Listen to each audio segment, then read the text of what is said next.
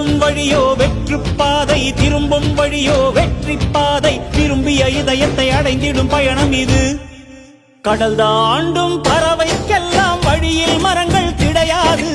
ஆனாலும் கண்டம் தாண்டும் சிறகுகள் வலிக்காது. மலையேறும் எறும்பின் கால்கள் வெயிலை மிதித்து உடையாது.